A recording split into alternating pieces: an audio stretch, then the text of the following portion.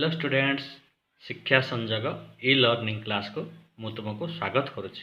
पिला माने तुमे तो गत पीरियड गुड़िक त्रिभुजर भूमिर दैर्घ्य और उच्चता दत्त थिले ताहार क्षेत्रफल किपरि निर्णय कराए तुमे तो शिखिल। आज आम आउ एक नुआ पद्धति जो पद्धति साहाय्य कि आम त्रिभुजर क्षेत्रफल निरूपण करवा ताहा चल आज आम शिखा। से पद्धतिर नाम है हेरनक सूत्र। तो त्रिभुजर तीन बाहुर दैर्घ्य दत्त थिले हेरनक सूत्र प्रयोग करी किपरि आमे ताहार क्षेत्रफल निरूपण करवा चल आ विलंब न करी आमे आरंभ करवा।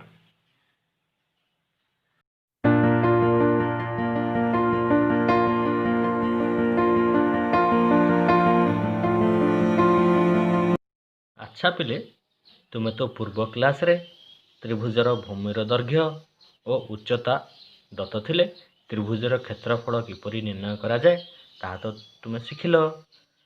कौन जानिथिल पिले? त्रिभुजर भूमिर दैर्घ्य और उच्चतार जदि जणा थिबो मूल्य तो ताहार क्षेत्रफल है हाफ भूमि इंटू उच्चता। पिले बर्तमान मु तुमको गोटे त्रिभुजर चित्र देखौछि। ये जो त्रिभुजर चित्र रे तुमको भूमिर दैर्घ्य स्मॉल ए तुमको जना अछि। पिले ये जो त्रिभुज जदि ए बी सी जदि त्रिभुज जदि हुए तो बी सी बाहु को आम स्मॉल ए नहीं, ए सी बाहु को स्मॉल बी और ए बी बाहु को स्मॉल सी नहीं। तो जदि ये भूमिर दैर्घ्य जदि स्मॉल ए आम नवा तो पिले ये चित्र तो त्रिभुज चित्र तो उच्चता दत्त नहीं। तो आम बर्तमान ये जो त्रिभुजर क्षेत्रफल किपरि निर्णय करवा? हाँ पिले, बर्तमान आम अन्य एक प्रणाली जानिबा जहाँकि है त्रिभुजर जदि तीनोटी बाहुर दैर्घ्य जदि दत्त थाए, त्रिभुजर तीन बाहुर दैर्घ्य जदि दत्त थाए कौन कौन पिले? त्रिभुजर तीन बाहुर दैर्घ्य यथाक्रमे स्मॉल ए, स्मॉल बी और स्मॉल सी। तो तीन बाहुर दैर्घ्य आमर जदि जना अच्छी स्मॉल ए, स्मॉल बी और स्मॉल सी तो पिले आम ये जो त्रिभुजर क्षेत्रफल सूत्र निर्णय करने को हेले आम हेरनक सूत्र आम प्रयोग करा पड़ो। कौन पिले से हेरनक सूत्र? हाँ पिले, बर्तमान आम ये जो त्रिभुजर अर्ध परिसीमा निर्णय करा पड़ो। कौन करा पड़ो पिले? अर्ध परिसीमा। अर्ध परिसीमा को आम जहाँकि एस लिखा। एस पिले सेमी पेरीमीटर जोटा कि अर्ध परिसीमा। तो एस रो सूत्र है पिले परिसीमार अधा। तुम तो आगुरी जानिच परिसीमा किपरि निर्णय करा जाए। त्रिभुजर तीन बाहुर दैर्घ्य दत्त थिले परिसीमा है ए प्लस बी प्लस सी। तो पिले अर्ध परिसीमा बोले केते? ए प्लस बी प्लस सी बाय 2। तो बर्तमान आम से हेरनक सूत्र प्रयोग करवा। हेरनक सूत्र पिले आमर त्रिभुजर क्षेत्रफल निर्णय करने आम मन रखा पड़ो। तो पिले कौन हेरनक सूत्र? त्रिभुजर क्षेत्रफल सूत्र जोटा कि S into S minus A into S minus B into S minus C totally ये जिते सब गुणिल ना तार वर्गमूल वर्ग एकक। तो पिले यह है हेरनक सूत्र। जदि आम त्रिभुजर तीन बाहुर दैर्घ्य जदि जानिथिबा ए बी सी जदि जानिथिबा तो अर्ध परिसीमार मूल्य आम बाहर करदे। तीनटा जाक मिसेक तार अधा बाहर करदे। तापर यही सूत्र रे आम जदि ता प्रयोग करवा एस रो मूल्य पकेबा आउ ये S minus A, S minus B, S minus रो मूल्य पकई तार जो वर्गमूल निरूपण करवा तो आम त्रिभुजर क्षेत्रफल आम पाइपर। तो पिले चलो से भली गोटे समस्याटीर समाधान करवा।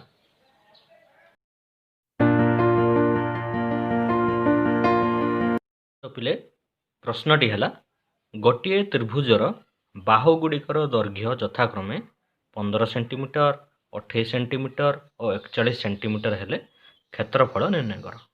तो पिले आम त्रिभुजर जदि तीनोटी बाहुर दैर्घ्य दत्त थाए तो हेरनक सूत्र प्रयोग करी आम त्रिभुजर क्षेत्रफल निर्णय करार आम तो सूत्र जाचु बर्तमान से ही सूत्र को प्रयोग कर आम क्षेत्रफल निर्णय करवा। तो पिले कौन देछि त्रिभुजर तीन बाहुर दैर्घ्य देछि पिले मन कर त्रिभुजर तीन बाहुर दैर्घ्य को आम नेबा तीन बाहुर दैर्घ्य यथाक्रमे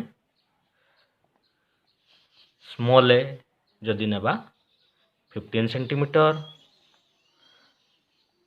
व स्मॉल बी को जदि नेबा 28 सेंटीमीटर व स्मॉल सी नेबा 41 सेंटीमीटर। आम तो जाचु त्रिभुजर तीन बाहु को आम एबीसी त्रिभुज तीन बाहु को स्मॉल ए स्मॉल बी स्मॉल सी नाम रे नामकरण करछु। तो आम स्मॉल ए 15 सेंटीमीटर स्मॉल बी 28 सेंटीमीटर और स्मॉल सी केते नेलु पिले 41 सेंटीमीटर। तो पिले क्षेत्रफल निर्णय करने पूर्व आम अर्ध परिसीमा बाहर करा पड़ो त्रिभुजर अर्ध परिसीमा। तो पिले त्रिभुजर अर्ध परिसीमार सूत्र कौन?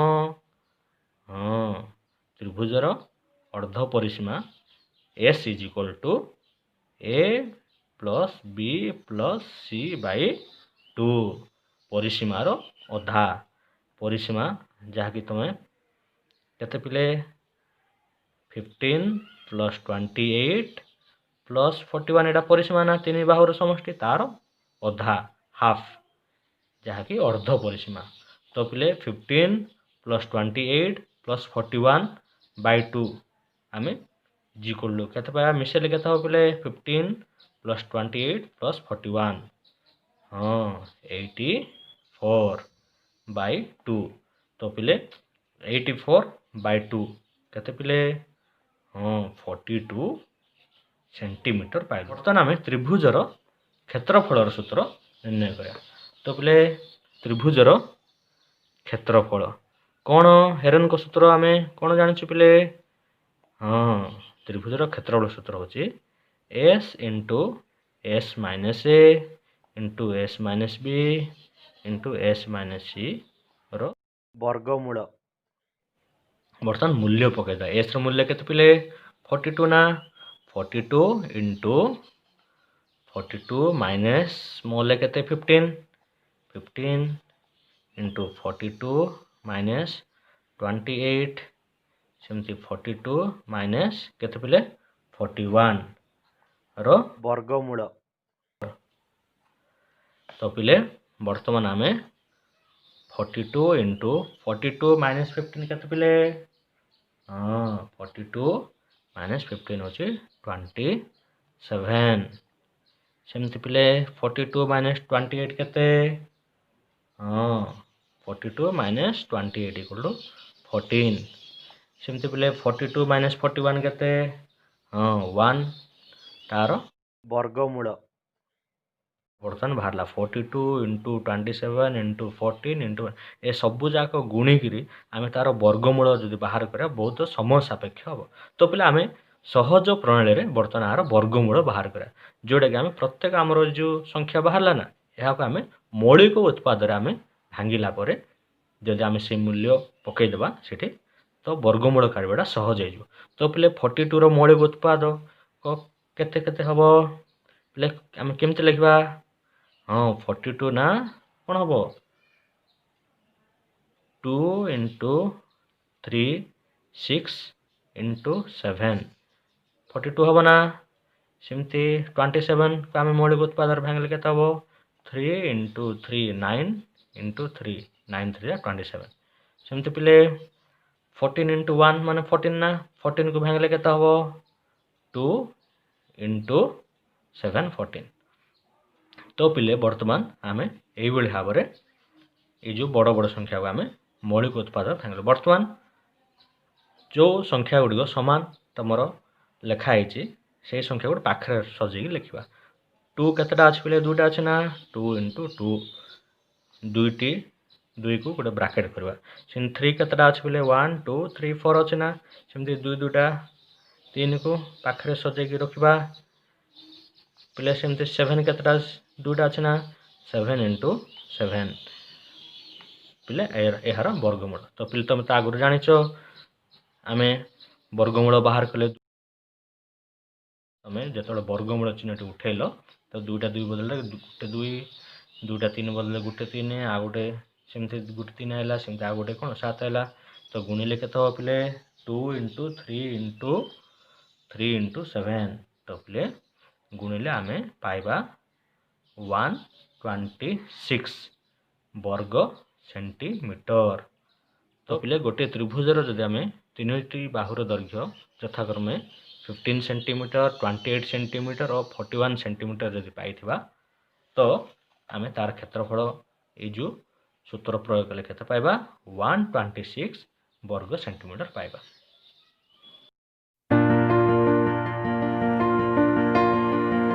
अच्छा पिले तुमे तो समबाहु त्रिभुजर जदि प्रत्येक बाहुर दैर्घ्य जदि स्मॉल ए नाम नामित जदि करि थाओ तो ये समबाहु त्रिभुजर क्षेत्रफलर सूत्र तो तुम जानिच कौन पिले तुम जानिच समबाहु त्रिभुजर जदि प्रत्येक बाहुर दैर्घ्य जदि दत्त थाए स्मॉल ए एकक थाए तो समबाहु त्रिभुजर क्षेत्रफलर सूत्र है √3/4 इंटू ए स्क्वायर वर्ग जानिच ना पिले।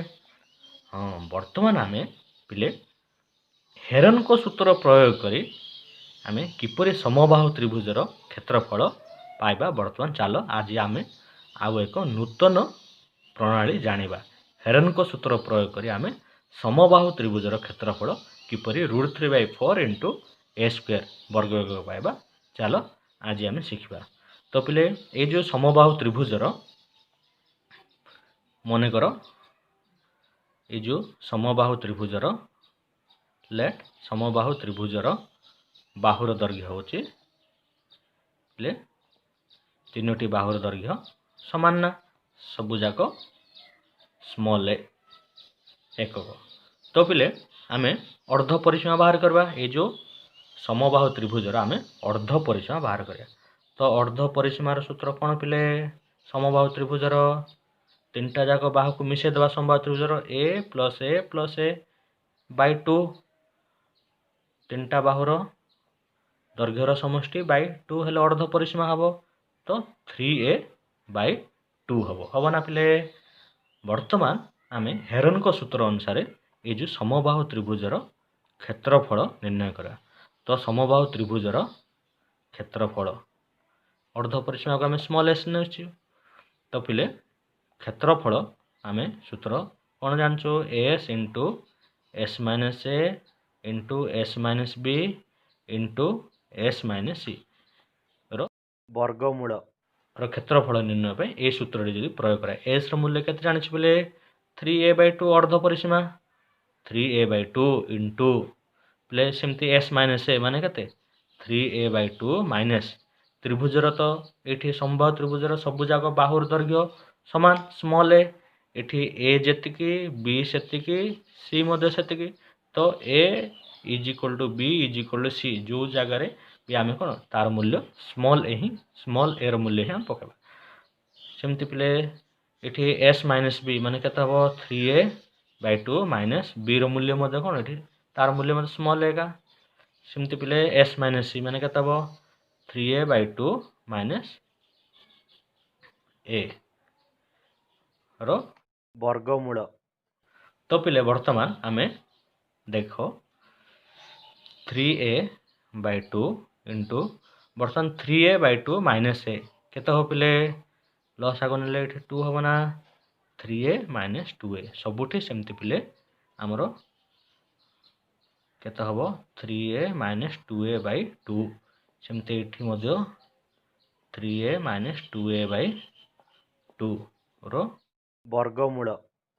तो पिले कौन होला next step 3a/2 into 3a minus 2a केते पिले a/2 इंटू ये a/2 इंटू ये आम गुणिले केते पाइबा उपरे 3 ये पिले a इंटू a गोटे पाखे लिखा सेमती a इंटू a पिले सेमती ये केते हम 2 इंटू 2 को गोटे पाखे गुणेक आम बंधनी भितर लिखा ବର୍ତ୍ତମାନ ଏହାର ଆମେ ବର୍ଗମୂଳ ବାହାର କରିବା। ତ ପିଲେ 3ର ତ ବର୍ଗମୂଳ ବାହାରି ପାରିବ ନାହିଁ, √3 ଇଣ୍ଟୁ ସେମିତି 2ଟା ଥିଲେ କ'ଣ ହେବ ପିଲେ, ବର୍ଗମୂଳ ଚିହ୍ନ ଉଠିଲେ ଗୋଟେ ହେବ, ସେମିତି ଏଇଟା 2ଟା ଥିଲେ ଆଉ ଗୋଟେ ହେବ, ବାଇ ସେମିତି ଏଠି ତଳେ ହରରେ 2ଟା 2 ଅଛି ମାନେ ବର୍ଗମୂଳ ଚିହ୍ନ ଉଠିଲେ ଗୋଟେ 2 ହେବ, ସେମିତି ଏଠି 2ଟା